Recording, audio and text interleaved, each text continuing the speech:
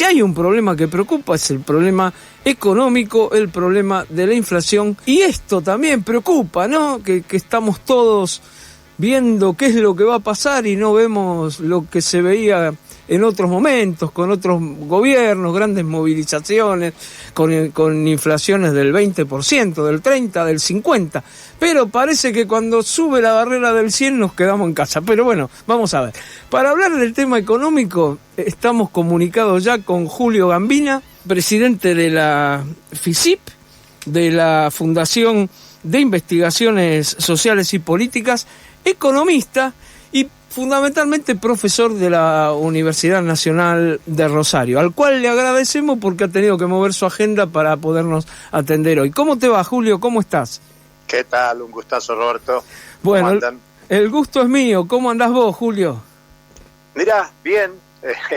Me he preocupado como vos lo sugerís en la presentación y como todos.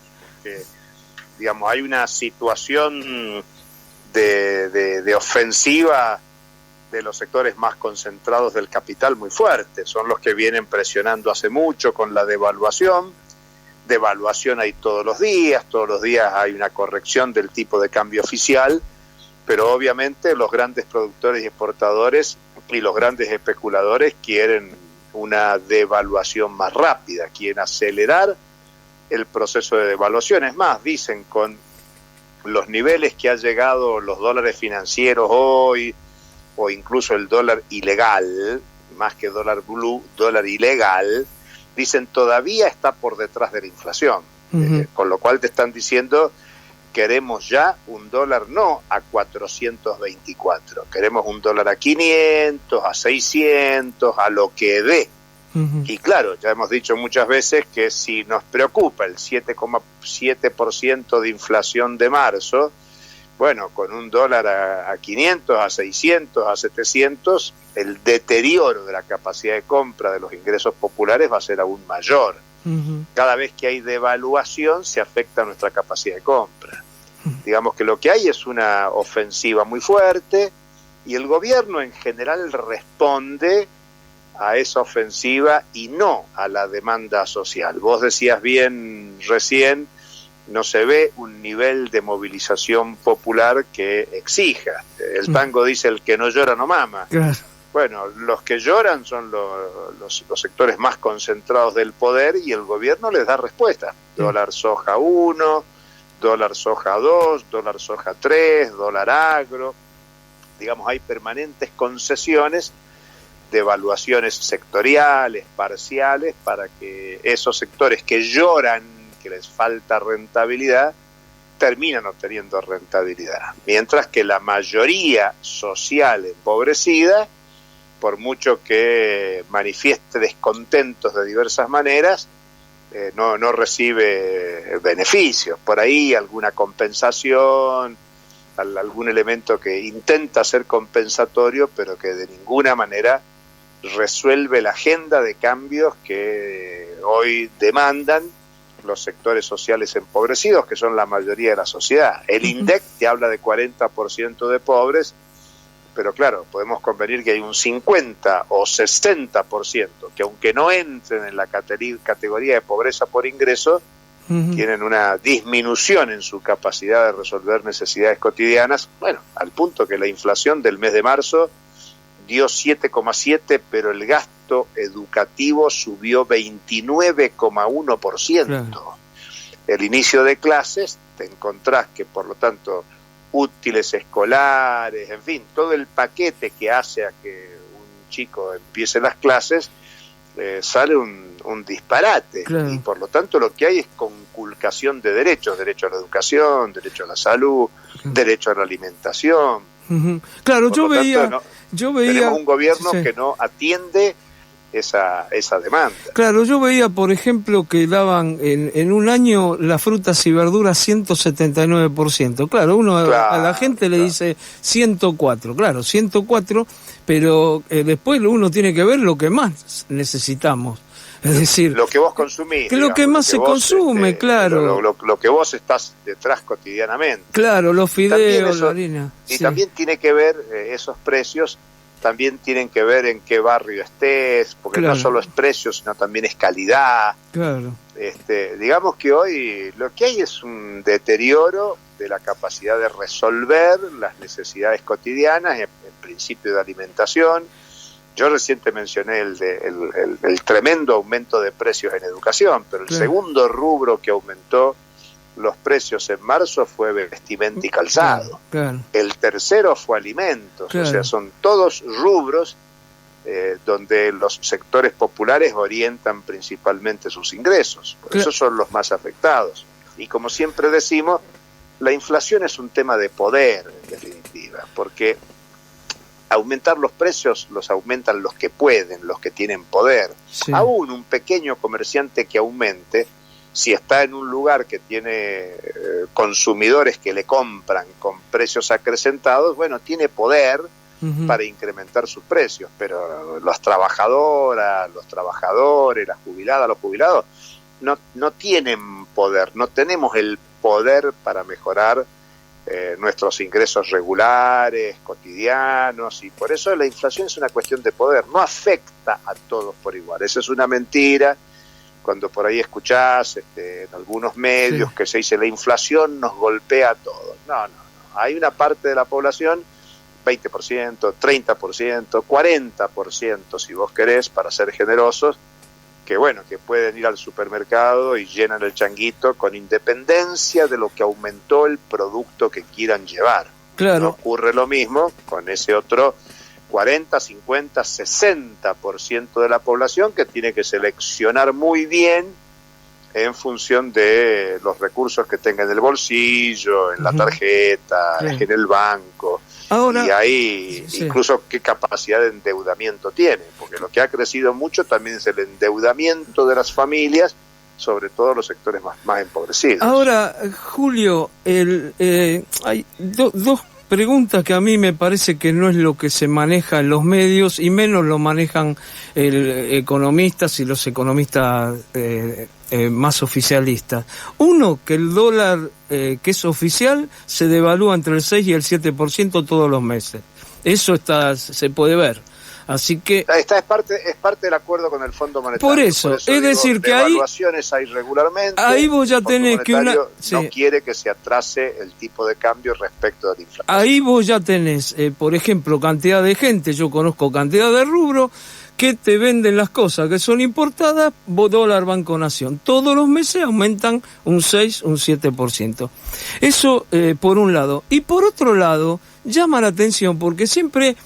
Es decir, a sectores les queda muy cómodo a veces ir a protestar a los formadores de precios y digo que queda muy cómodo porque es aquellos que están, yo he sacado acá mucha gente que están vinculados al gobierno, CTA, gremio, todo, que dicen no, Alberto no hay que tocarlo porque lo bancamos, vamos a protestar contra los formadores de precios, como si Alberto no tuviera nada que ver. En otra época, digamos, en la época de Macri nadie decía los formadores de precios, decían es Macri, ahora son los formadores.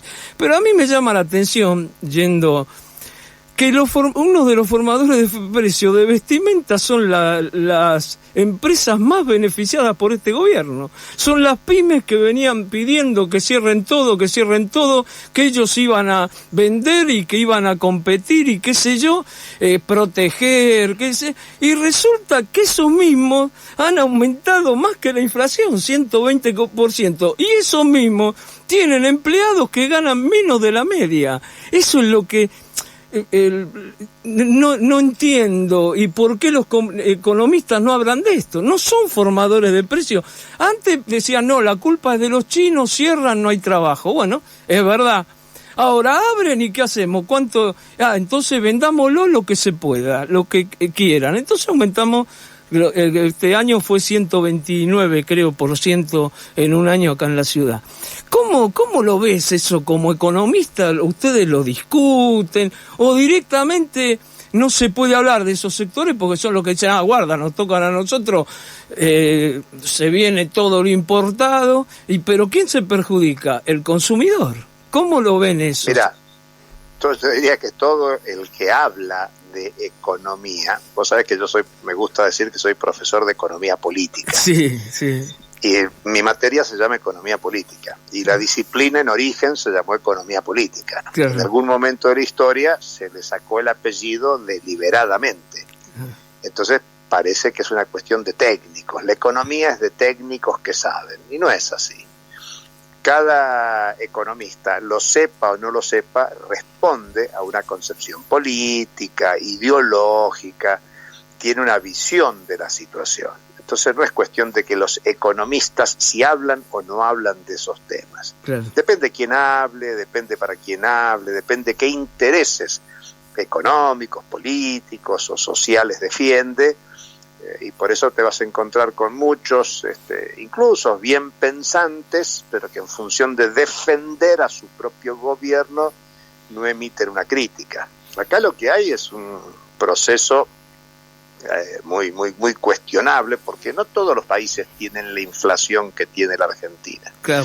Entonces acá en la Argentina, que tiene una elevada inflación, hay un problema político, incluso de dirección política, de conducción política, que está puesta en debate. Digamos que tenés un gobierno que no tiene capacidad para disciplinar a distintos actores que están en el poder de fijar los precios. Eso es un tema serio, real, concreto. Un periodista me preguntaba hace poco si en algún lugar funcionan los controles de precios. Entonces yo le decía, mira, anda a aumentar los precios en China. Claro. Y en China estás hablando de un país de 1.400 millones de habitantes. Claro. Pero bueno, China es gobernada por el Partido Comunista, pero otro país, y anda en Estados Unidos a aumentar los precios. Claro. El día lunes, la Secretaría del Tesoro, o sea, el Ministerio de Economía de Estados Unidos, sacó una alerta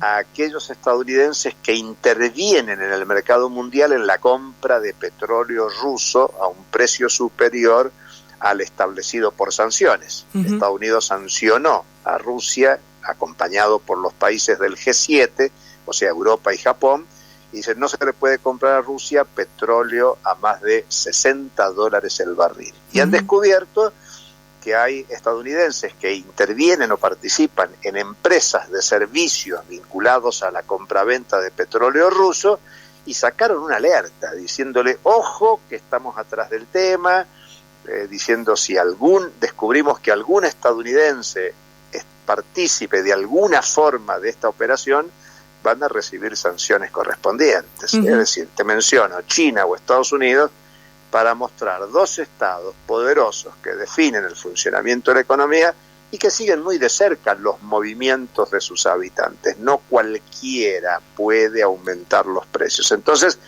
está claro que en la Argentina hay inflación porque hay un problema político de control. ¿Qué otros países tienen problema de inflación en América Latina? Venezuela, que ahora está mostrando una perspectiva menor que la de la Argentina, y nadie duda que en Venezuela lo que hay es una situación política de muchísima incertidumbre, con bloqueos, sanciones estadounidenses, y por eso al Estado venezolano le cuesta mucho disciplinar a los sectores concentrados de la economía que funcionan en base a la especulación, sobre todo con el tipo de cambio. ¿Qué otro país también tiene problema de inflación? Cuba. Bueno, otro país que está bloqueado, que está sancionado por parte de Estados Unidos, que se lo intenta desestabilizar permanentemente, y claro, Cuba no tiene el poderío económico que tiene China como para intentar medidas que disciplinen a los sectores que pueden fijar los precios. Te menciono esto porque es un tema complejo el de la economía. ¿Tiene base económica la inflación? Sí. Pero claro, es sobre todo un tema pero acá político. no tenemos bloqueo, no tenemos absoluta. Lo que tenemos bueno, pero lo que no tenés, Roberto, es un proyecto político, claro, de perspectiva transformadora, porque vos fijate que el gobierno le da concesiones a los sectores del poder concentrado. El dólar soja 1, 2, 3, dólar agro, está permanentemente concediendo la obligatoriedad a los organismos del Estado a canjear bonos en dólares por bonos en pesos. Es una forma de darle la posibilidad a los argentinos que tienen excedente en, claro, pesos para comprar bonos en dólares que tiene ANSES, por ejemplo, y de esa manera vender esos títulos y fugar los dólares que obtengan al exterior. Ahora eso no lo podés hacer ni vos, ni tus oyentes, ni yo, porque no tenemos un excedente en pesos para comprar esos títulos dolarizados, o el MEP, o el contado con liqui, o esos dólares financieros que mueven el amperímetro de la especulación en la Argentina. Entonces el gobierno le concede estas cuestiones, y la presión ayer en el Yao Yao, antes de ayer y hoy en el Yao Yao, el Poder Económico lo que pide es acelerar la devaluación, y aunque vos digas que hay devaluación todos los días del oficial, ellos quieren que el oficial se acerque al valor de los financieros y del ilegal, y es más, dicen, todavía van corriendo por detrás de la inflación, o sea, no les alcanza el dólar a 424, no sé cuánto cerró hoy.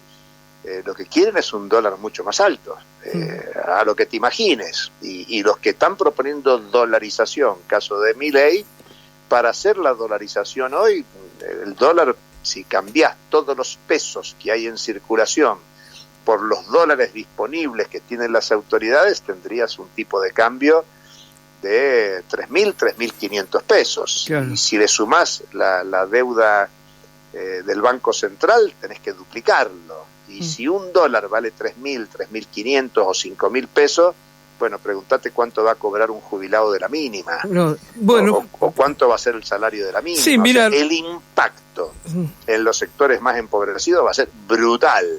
Yo no estoy de acuerdo con eso de que mientras peor, mejor, porque más de uno puede decir, bueno, que vengan esas medidas, así la gente se despierta. No, el problema es que hay un desencanto de la población con la política, y por eso es muy importante, bueno, que se lo han ganado, programas como ustedes, pero se lo ha ganado la política, ¿no? El desencanto, Julio, porque hoy gobiernan mucha gente que yo me encontraba en las esquinas por cuando los jubilados ganaban $700 o 500, y ahora que ganan $150, esa gente no está, y los jubilados, al no estar esa gente, quiero decir, evidentemente el poder, por eso destaco el espíritu de crítica, claro, el poder económico, para la organización social, el poder que genere nuevos ánimos para la confrontación política. Claro, no, yo lo que decía que vos haces una descripción que es exacta, ¿no? Es así el poder económico. Por ahí la diferencia es que yo pienso que por algo decía un exfuncionario del FMI, que pierda Macri, que gane el Frente de Todos, porque el ajuste en el país se puede hacer solamente con el peronismo. Y hoy mismo grandes sectores dicen, bueno, vamos a tratar que siga el peronismo, porque no tenemos gente en la calle, no tenemos nada. Tenemos muy poca gente en la calle y desorientada. Yo el otro día tuve la suerte de ver una movilización del gremio estatal, de ATE con la CTA. No sabían a dónde iban, porque querían pedir por aumento de sueldo. Un sector iba al Ministerio de Trabajo, decía, no es Alberto, es el ministro de Trabajo el que tiene, la ministra, que tiene la culpa del ajuste. El otro sector iba al Ministerio de Desarrollo Social, decía, no es la ministra de Trabajo, no es Alberto, no es Cristina, no es Massa, es Tolosa Paz. Y este verso que nos han hecho en los 70, en los 50, parece ya hasta medio ridículo, ¿no? Cuando uno ve que hay 50% de pobreza, 105% de inflación, y los jubilados, recién, mira, hice un cálculo muy rápidamente. Yo soy de aquellos que va a comprar, lamentablemente soy de aquellos que tiene que ir a comprar con poca plata, entonces recorro precios. Cuando que hablábamos todo de los jubilados en la época de Norma Pla, ganaban $150 el 17% de los jubilados. Era una monstruosidad. La carne salía a $2. Es decir, compraban 75 kilos de carne, lo cual era una barbaridad. Yo me acuerdo de ir los miércoles, bueno, con vos nos hemos encontrado en cantidad de movilización, así que no lo voy a contar. hoy ese mismo jubilado, son el 82% de los jubilados ganan alrededor de $150, el 82%, y el kilo de carne vale $5. Entonces, me explico, ahora es muy difícil explicar todo esto, por eso uno recurre a los economistas, porque viendo cómo hacemos, cómo se sale de esto, y vos lo decís de una forma que es la correcta. Bueno, es político. Ahora, ¿cómo se concientiza cuando el Estado es de ellos? Yo creo que el tema hay que explicarnos, tenemos que discutir, porque el tema no es solo Argentina, es latinoamericano y mundial. Vos pensás que en el año 91 cayó la Unión Soviética, y bueno, y se generó un nuevo clima en la sociedad mundial, se desarrolló un imaginario de que era imposible una sociedad anticapitalista, y la verdad que se desmoronó la perspectiva de un proyecto alternativo al capitalismo. Por eso se celebró tanto el chavismo y que se volviera a discutir socialismo del siglo XXI, pero también estamos muy lejos de eso. Hace 10 años que murió Hugo Chávez, y todo aquello que había hace 10 años, 2013, Cuba presidiendo la CELAC en América Latina, había proyectos de integración alternativa, no subordinada. Bueno, esa experiencia no pudo tener éxito por muchas razones, por fake news, por golpes de Estado, en Brasil, en Honduras, en Paraguay, en Bolivia.